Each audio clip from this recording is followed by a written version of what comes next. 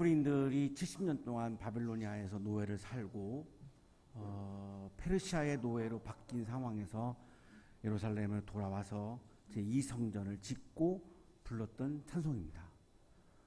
그러니까 페르시아의 노예의 상황에서 나는 부족함이 없다고, 하나님이 나를 쉴만한 물가로 인도한다라고 고백하는 그들의 그 신앙은 정말 위대한 신앙이죠. 굉장한 신앙입니다. 근데 오늘 또 이 소리가 너무 좋으시니까 이 또 선율이, 가사도 너무 감동이지만 또 선율이 또 너무 아름다워서 성가대 찬양회 때에서 제가 이렇게 코멘트를 안 하는데, 감히 하는 것 같아서 안 하는데 오늘 막 할 수 없이 막 제가 너무나 많이 감동받아서 이렇게 말씀을 좀 드렸습니다. 다시 한번 우리 감사의 박수하겠습니다. 오늘 채플에 참여해 주셔서 감사합니다. 옆에 있는 분과 사랑의 인사 나누시겠습니다. 사랑합니다. 보고 싶었습니다.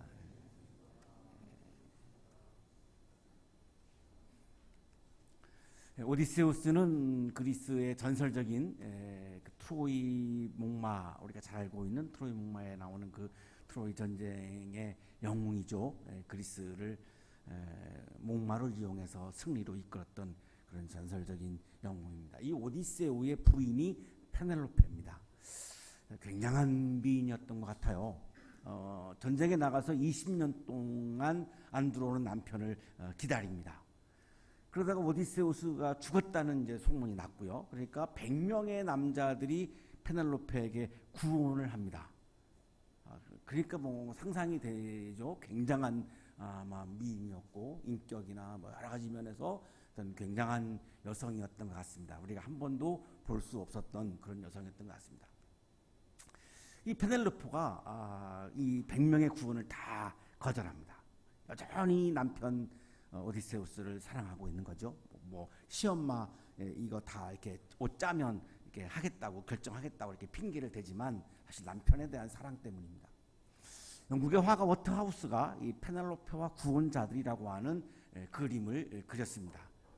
좀 흐려서 잘 안 보이십니다만 이 남자들이 이렇게 페넬로페에게 지금 구원하는 장면이 나오는데, 맨 오른쪽에 이렇게 좀 자세히 보시면 목걸이를 이렇게 들고 있습니다. 그러니까 목걸이라고 하는 재물로 내가 부자라 내세우면서 지금 이렇게 구원을 하는 거고요. 그 다음에가 이제 꽃을 들고 있죠. 꽃을 든 남자인데 꽃을로 아주 로맨틱하게 지금 이렇게 구원을 하고 있고, 그 오른쪽에 보면 이제 하프가 나옵니다. 노래로 감성을 건드리면서 지금 어떻게 구원을 해보고 있는 그런 장면이고, 근데 이 페넬로페는 돌아다 보지도 않고 여전히 그냥 그 시어머니 옷을 이렇게 열심히 짜는 데에 이렇게 집중을 하죠. 이 구원자들이 이 집안에 있는 가축들을 다 죽이고요. 이 아들이 나중에 이 재혼하려고 할 때 반대할 거다 싶어가지고 이 아들도 막 제거하려고 하고 막 그렇게 시도를 합니다. 20년 만에 드디어 오디세우스가 이제 나타났습니다. 모르죠. 근데 이 페넬로페는 알았던 것 같아요. 이 구원자들이 다 이제 모인 자리에서 활을 쏴가지고 12개의 도끼 구멍을 통과해가지고 관역을 딱 맞추는 사람에게 내가 결혼을 하겠다라고 얘기해요. 12개의 도끼 구멍을 통과한다? 이거 뭐 거의 불가능하지 않습니까? 그런데 거지로 변장한 오디세우스가 성공을 합니다. 그래서 하인들의 도움을 받고 또 아들이 합세해가지고 이 가정을 막 이렇게 위협했던 이 사람들을 다 이제 이렇게 처단하고요. 두 사람이 20년에 만에 다시 만나가지고 사랑을 나누는데, 오디세우스가 페넬로페를 바라보면서 이렇게 얘기합니다. 여보, 이제는 우리 함께 침상에 가서 달콤한 잠으로 휴식을 즐기도록 해요. 그래서 서로가 서로를 바라보면서 좋아하고 기뻐하고 기쁨의 탄성을 지르는 그런 장면이 이 작품에 나옵니다. 오디세우스와 페넬로페는 남성과 여성 다릅니다. 하지만 다르다고 해서 남성과 여성이 적대 관계거나 혐오의 관계거나 배타적인 관계가 전혀 아닙니다. 이 두 사람의 이 사랑의 이야기에는 전혀 그런 차원이 조금도 없습니다. 이 이 이야기가 우리에게 전하는 메시지가 뭘까? 제가 느낀 거는 남성과 여성 사이에 무슨 적대감이 있고 무슨 차별이 있고 무슨 혐오가 있을 수 있을까? 서로를 바라보면서 좋아하고 기뻐하는 둘이지만 하나인 관계임을 이야기하고 있지 않는가, 그런 저는 그런 느낌을 많이 받았습니다. 오늘의 성서 본문은 남성과 여성의 관계에 대한 말씀입니다. 태초에 맨 처음에 하나님이 남성과 여성을 지으셨죠. 왜 남성과 여성으로 지으셨을까의 문제입니다. 다 똑같이 지었으면 우리가 실현당할 일도 없잖아요. 이 남성과 여성으로 만든 바람에 저같이 6번 실현당해서 막 자살하려고 하는 남자도 있고, 그때 질문을 하죠. 하나님, 왜 남자 여자로 만들었어요? 그냥 하나로 만들지. 그러면 이런 실현의 아픔은 없지 않습니까? 이런 질문을 할 수 있고, 또 사회적으로 이 젠더 문제가 굉장히 이게 또 뜨거워서 여러분들 가운데 남성과 여성의 관계가 실황적인 관계의 의미가 뭔가라고 하는 질문을 하시는 분들이 있을 것 같은데, 오늘 이 본문은 맨 처음에 하나님이 남성과 여성을 지으신 이유가 이 말씀 속에 들어가 있습니다. 하나님의 이유가 있는 거죠. 왜 남성과 여성을 지었는가가, 이거를 한번 함께 묵상해 보겠습니다. 그러나 그 남자를 돕는 사람, 곧 그의 짝이 없었다. 이 앞에 본문이 뭐냐면 지난주에 동물을 하나님이 지으셨고, 동물의 이름을 하나님이 안 짓고 사람에게 지으라고 하셨죠. 그래서 히브리에서는 이름을 지으면 지배권을 의미한다, 이런 말씀을 나눴는데, 그 동물을 많이 만들었는데 그 중에 이 남성의 짝이 없다, 이 말씀입니다. 짝이는 아닌 거예요. 이 동물들이 굉장히 좋은 파트너이긴 한데, 그러나 이 남성을 돕는 진정한 짝이 아니다라고 하는 말씀입니다. 동물들은 인간의 짝이 될 수는 없다. 우리가 굉장히 보호하고 사랑해야 되는 책임을 갖고 있지만, 그러나 진정한 짝은 아니다. 그래서 남자를 돕는 짝이 없었다, 이렇게 말씀하는 거예요. 그러니까 이게 여성을 창조하기 바로 전에 그 동기를 지금 이게 말씀하시는 거죠. 자, 여기 돕는 사람은 히브리어로 에제르 크네그도인데 매우 중요한 단어이어서 소개를 해드립니다. 에제르 크네그도. 이거를 개역개정 성서는 돕는 배필 이렇게 번역을 했죠. 그래서 오늘 설교 제목도 제가 여러분 이것이 익숙하기 때문에 돕는 배필이라고 제가 말씀을 드렸는데, 세번역 성서는 돕는 사람 이렇게 되어 있고요. 옛날 성경에는 돕는 배필 이렇게 되어 있습니다. 이 에제르 크네그도가 나온 거는 이 20장 하반절의 성서 원문, 히브리어 원문을 그냥 직역을 하면 이런 겁니다. 그 남자를 위한 돕는 배필을 찾지 못했다. 동물 중에서는 돕는 배필을 찾지 못했다는 겁니다. 아담이 찾을 수가 없었다는 거예요. 그래서 에제르라고 하는 말은 돕는 사람이라고 하는 뜻입니다. 이 돕는 사람이라고 하는 뜻인데, 이 에제르라고 하는 단어는 성서에서 언제 가장 많이 쓰이고 있냐면 하나님이 사람을 도우실 때, 그러니까 하나님의 도우심이 에제르입니다. 우리가 살면서 하나님의 도우심이 필요할 때가 많잖아요. 내가 이렇게 해도 안 되고 저렇게 해도 안 되고 내가 아무것도 해볼 도리가 없을 때가 많죠. 그때 하나님의 도움이 막 절실히 막 필요하잖아요. 우리 여기 바이올린 두 분 막 이렇게 훈련하다가 보면 어느 정도 막 실력이 늘다가 어느 정도 딱 올라가면 그 다음에 안 올라갈 때가 있죠. 끄떡끄떡 하시니까 그런 게 있었고, 여기는 끄떡끄떡 안 하시는 거 보니까 아예 늘지도 않았거나 엄청 늘었거나 두 분이 말씀을 너무나 잘 들어서 여기 앞에 있는 연주자들이 말씀 잘 안 듣거든요. 그냥 바이올린 연주하러 오는 거지 뭐 말씀과 거의 무관하게 오시는데, 이 두 분은 너무나 말씀을 잘 들어서 제가 이렇게 자꾸 눈에 띄어가지고, 하나님의 도우심이 간절히 필요할 때가 너무나 많아요. 여기 교수님들은 뭐 그냥 굉장히 실감할 겁니다. 오래 살면 살수록 그게 더 경험이 많아져요. 내 힘으로 안 되니까. 이때 에제르라고 하는 단어를 씁니다. 그러면 자, 돕는 사람, 돕는 배필, 에제르, 하나님의 도움이라고 하는 의미가 포함되어 있잖아요. 그러면 왜 남성과 여성을 지었지? 자, 하나의 답이 이제 나오기 시작하는데요. 하나님은 우리를 도와주시려고 남성과 여성을 지었다는 겁니다. 남성을 통해서 여성을 도와주시려고, 여성을 통해서 남성을 도와주시려고 남성과 여성을 지으셨다라고 하는 게 나오죠.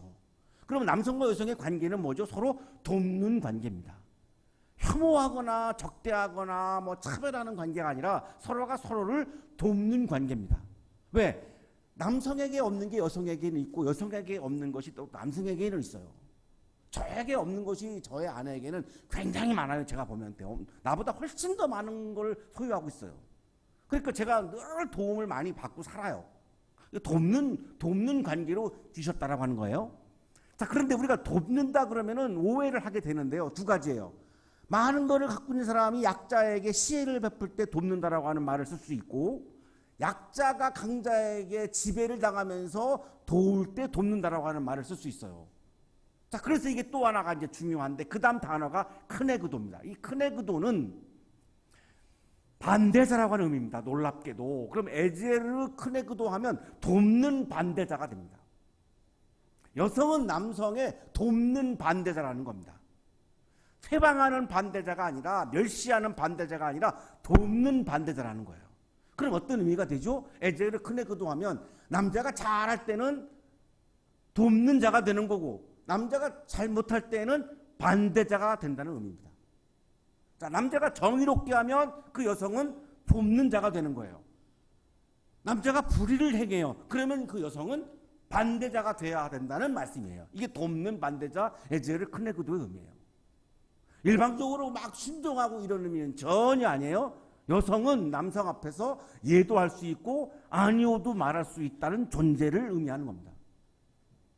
다시, 여성은 남성에 대해서 예도 말할 수 있고 아니오도 말할 수 있는 겁니다. 무조건 다 예해야 되는 조선시대의 그런 여성의 의미는 이 창조신앙하고는 어긋나는 말씀이에요.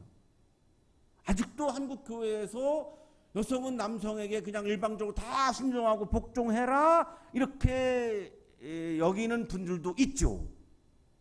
오늘 기도하신 이해랑 교수님이 지금 계속 사진을 찍으시는 거 보니까 아마 일방적으로 집에서 사부님한테 예하고 사시는 것 같아요. 보니까 아니오도 말해도 됩니다. 자, 그런데 크네그도가 반대하다라고 하는 말도 있고 또 하나가 뭐가 있냐면 동등하다라고 하는 말이 있습니다. 무슨 말이죠? 여성이 남성이 정의로워서 도울 때에는 동등한 관계에서 돕는 거지, 위아래 서열이 있어서 나보다 높은 사람이니까 내가 낮은 사람으로서 돕는다는 의미도 아니고, 내가 높으니까 낮은 사람에게 시혜를 베푼다는 차원에서의 돕는다도 아닙니다. 완벽하게 동등한 관계에서 돕는다는 말입니다. 그래서 이거를 돕는 베풀이라고 이제 개역 성서가 그렇게 번역을 한 겁니다. 남성과 여성은 크네그도 완전히 동등하다는 겁니다. 그러면 위아래의 개념이 없죠. 위아래의 개념이 없으면 차별이 없죠.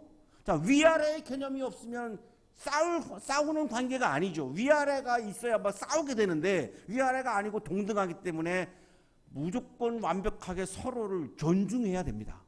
동등하거든요. 그러니까 여기는 혐오나 적대나 무슨 이 차별이나 이런 게 있을 수가 없습니다. 자, 그러면 우리가 지금 살고 있는 사회에서 남성과 여성 사이에 차별이 있거나 뭐 적대가 있거나 혐오가 있거나, 이건 뭐죠?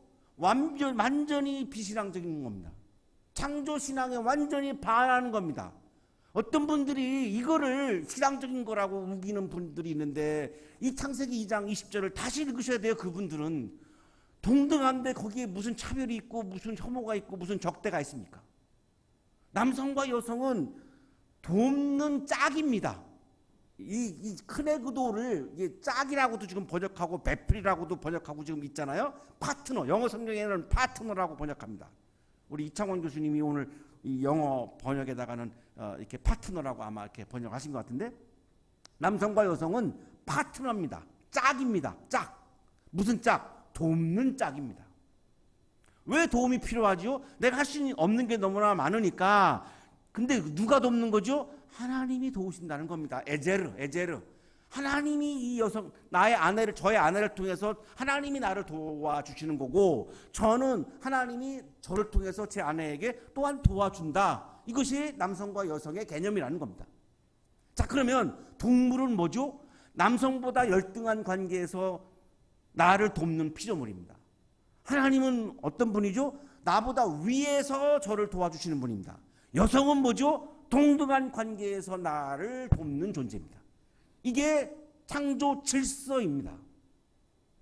이거를 깨는 게 창조 질서의 파괴인 겁니다. 자, 드디어 이제 여성을 창조하시는 장면이 21절에 이제 나와요. 돕는 배필을 창조하시는 장면입니다. 아주 이게 뭐 논란도 많고 뭐 오해도 많은 본문인데요. 하나님이 여성을 창조하실 때 보면 남성이 잠을 자고 있어요. 남성이 잠잘 때 여성을 창조한 거예요. 그러면 남성이 한 거는 아무것도 없어요. 여성은 남성이 어떻게 한 게 아니라 하나님이 전적으로 그냥 창조하신 거고, 여성을 창조할 때 남성이 한 거는 아무것도 없어요. 자, 이 22절이 이제 이게 문제의 귀절이죠. 남성의 갈빗대로 여자를 만들었으니까 여성은 남성의 소유물이다라고 한국교회에서는 오랫동안 해석을 해왔고, 지금도 여전히 이 본문을 그렇게 해석을 하기도 합니다. 이 갈빗대로 창조했다라고 하는 말씀이 뭘까? 그 다음 본문을 읽어보면 분명해집니다. 하나님이 갈빗대로 창조해가지고 이 여성을 남성에게로 데리고 오죠. 데리고 오니까 남성의 반응이 뭐예요? 이제야 나타났구나. 이 사람 뼈도 나의 뼈, 살도 나의 살. 와, 이제야 나타났구나. 이 사람 뼈도 나의 뼈, 살도 나의 살. 연애 편지 쓰시다가 이 표현이 막힐 때 여러분 꼭 사용해 보세요. 이제야 나타나셨군요. 왜 이제야 나타나셨습니까? 나의 뼈, 나의 살인 당신이시여. 당신은 나의 뼈요, 나의 살이지 않습니까? 우리는 한 뼈요, 한 살이지 않습니까? 우리는 죽을 때까지 같이 살아야 되는 공동체가 아니겠습니까? 이렇게 쓰면 아마 80%는 넘어가지 않을까. 기가 막힌 표현이에요. 그죠? 이 사람, 나 뼈도 나의 뼈, 살도 나의 살. 자, 여기에서 차별이 느껴지십니까? 아니, 여기서 지금 뭐 소유물 이런 게 느껴지십니까? 완전히 기쁨의 탄성을 지르고 있는 거잖아요. 이 남성이 여성을 보면서 세상에 이제 나타났다니 나의 뼈 나의 살 이렇게 막 기쁨의 탄성을 지르고 있는데, 여기서 너는 나의 갈빗대로 지었으니까 넌 내 소유물이야 이런 게 느껴지십니까? 이거를 읽으면서 그렇게 느끼는 건 진짜 사람도 아닙니다. 사람도. 어떻게 이게 그렇게 느껴집니까 이게? 아니 참 글을 어떻게 그렇게 읽을 수가 있겠습니까? 당신과 나는 한 뼈요 한 살이다라고 하는 거잖아요. 당신과 나는 두 개의 뼈가 아니라는 거예요. 자, 하나님이 왜 남성과 여성을 따로 지었죠? 서로 도와야 되니까. 똑같으면 도울 수 없는 게 너무나 많으니까. 그런데 둘이면 어떤 일이 벌어지죠? 차별이 생기고 혐오가 생기고 배제하는 게 나오고 적대하는 게 나오잖아요. 기가 막힌 건데 하나님이 그래서 하나의 뼈로 하나의 살로 둘을 만든 거예요. 다른 뼈로 했으면 두 사람 사이에 싸움이 생길 거 아닙니까? 서로 다른 존재니까. 그러니까 하나이면서 둘이어야 되고 둘이면서 하나여야 되기 때문에 남성과 여성이라고 하는 둘을 지으시면서 하나여야 되니까 한 뼈로 한 살로 만드신 거예요. 정말 절묘합니다. 이 하나님의 창조가 너무너무 절묘해요. 그래서 이 남성이 탄성을 지르는 거예요. 나의 뼈, 나의 살. 자, 그러면 남성과 여성이 서로가 서로를 대하는 태도가 여기에 나오죠. 우리가 남성은 여성을 만났을 때 어떻게 해야 되고 여성은 남성을 만났을 때 어떻게 해야 되죠? 기쁨의 탄성을 질러야 되는 관계인 겁니다. 여성을 만났는데 뭐 기분 나쁘다. 남성을 만났는데 재수 없다. 그러면 회개하셔야 돼요. 남성이 여성을 만났을 때, 여성이 남성을 만났을 때 기쁨의 탄성이 마음에서 나와야 되는 게 창조신앙을 소유한 사람입니다. 분위기가 무거워지는 거 보니까 잘 안 되시는 것 같아요. 예. 우리 다음 주부터 한번 열심히 해보죠. 예. 채플에 와서 남성이 여성을 만났을 때 기뻐하고 여성이 남성을 만났을 때 기뻐하고. 저는 여기 우리 바이올린 두 분을 볼 때마다 막 기뻐요. 예. 여성이어서. 오해하지 마세요. 제가 그 성적인 여성이라는 의미가 아니고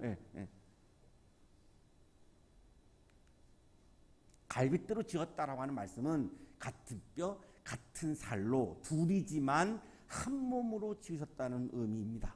여기에 남성의 우월성은 전혀 의미가 없습니다. 반대로 여성도 남성보다 우월하다고 하는 의미도 전혀 없습니다. 자, 문제는 남성이 여자라고 부르죠. 여자라고 부르죠. 지난주에 안 오신 분들은 괜찮은데 지난주에 오셨던 분들은 또 이 말씀이 걸리기 시작합니다. 동물들의 이름을 지을 때 이름을 지으면 지백번을 갖는다라고 우리가 지난주에 읽었잖아요. 그러면 남성이 여자를 불렀으니까 남성이 지배하는 거 아닙니까? 라고 질문할 수 있는 본문이죠. 이름이 아니고 성적인 특징이라고 하는 여성, 여자를 말한 거지 이름을 말한 게 아니기 때문에 동물의 이름, 개, 돼지, 소 이 이름을 지은 거하고는 완전히 다른 차원입니다. 이것도 또 굉장한 오해입니다. 이름을 지은 게 아닙니다. 한나, 마리아 이렇게 이름을 지은 게 아닙니다. 그냥 여성이라고 하는 성적인 특징을 지금 부르고 있다라고 하는 말씀이니까 전혀 여기서 남성이 지배권을 갖는다는 의미도 전혀 아닙니다. 남성은 히브리어로 이쉬. 이 이쉬의 여성 형태가 이슈화입니다. 이것도 참 절묘하죠. 남성과 여성을 독립된 단어로 부르지 않았습니다. 히브리어가. 이쉬라고 하는 남성 명사에 여성 명사가 이슈화입니다. 그래서 둘이지만 하나고 하나이지만 둘인 것이 가능해지는데 이 본문을 그냥 직역하면 이런 겁니다. 나는 남성인데 너는 나와 똑같은 사람이면서 나와 하나이면서 여성이구나 이런 겁니다. 나는 남성인데 너는 나와 똑같은 사람이면서 여성이구나. 그러니까 둘이지만 하나이구나 이건 거죠. 하나이니까 여기에 적대나 혐오나 차별이 없는 거죠. 그래서 남자와 여자는 어떻게 하죠? 결합해서 한 몸을 이루는 것이다. 둘이지만 하나가 되는 것이다 라고 하는 겁니다. 하나이지만 둘이고 둘이지만 하나라고 하는 의미입니다. 남성은 여성과 결합하고 여성은 남성과 결합해서 한 몸이 됩니다. 여기에는 우월과 열등의 관계가 없습니다. 남성이 더 우월하냐 여성이 더 우월하냐 이 질문 자체가 창조신앙을 거역하는 겁니다. 종속의 관계도 아닙니다. 여자는 무조건 다 남자에게 순종하라 이건 정말로 비신앙적인 겁니다. 비교의 관계도 아닙니다. 적대의 관계도 아닙니다. 남성은 여성의 타도의 대상이다라고 저한테 굉장히 주장하는 분들이 제 주변에 몇 분 계십니다. 남성은 여성이 타도해야 되는 대상이라고. 그는 적대 관계가 아닙니다. 혐오의 관계도 아닙니다. 만나면 그냥 기분 나쁘고 만나면 막 재수없게 느껴지고 이런 혐오의 관계가 아닙니다. 남성과 여성은 결합한 둘이지만 한 몸인 관계입니다. 남성과 여성이 옷을 벗었는데 부끄러워하지 않습니다. 옷은 신분을 의미합니다. 왕들이 왕의 옷을 입어야 왕으로 보이는 거죠. 법관들이 법복을 입어야 법관으로 우리 눈에 보이는 겁니다. 의사분들이 가운을 입으면 의사로 보이는 거고 목사가 가운을 입으면 이제 목사로 보이는 거고 옷이 신분을 의미합니다. 옷을 벗었다라고 하는 의미는 남성과 여성 사이에는 신분 차별이 없다는 의미입니다. 왜? 한 몸이기 때문에 둘 사이에 전혀 차별이 없다는 겁니다. 하나님께서 맨 처음에 남성과 여성을 지으신 것은 서로 혐오하고 적대하고 차별하라고 지으신 것이 아니고 서로 동등한 관계에서 서로 도우며 살라고 남성과 여성으로 지으신 겁니다.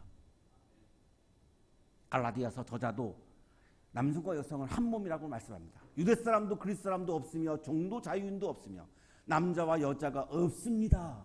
남자와 여자가 없습니다. 여러분 모두가 그리스도 예수 안에서 하나이기 때문입니다.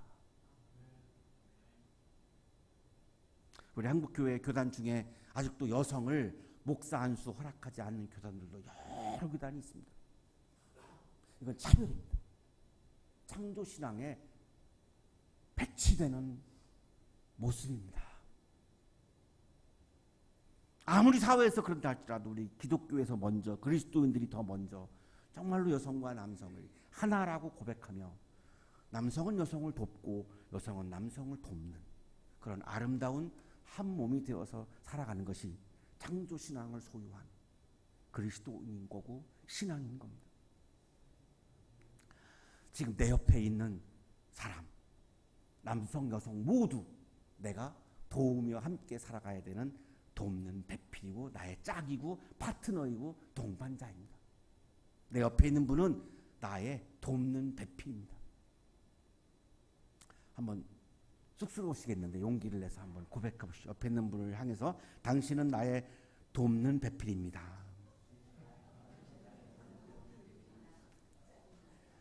이거를 하신 분들은 아마 이제 도움에 사실 거고 안 하신 분들은 여전히 그냥 도움만 받으려고 이기적으로 살 것 같은데 이번 학기 더 채플이 남아 있으니까 더 훈련을 우리가 함께 해서 방해하는 삶이 아니라 내 옆에 있는 분을 내가 열심히 돕는 배필로 짝으로 이렇게 살아가시는 여러분의 삶이 되시기를 간절히 축원합니다.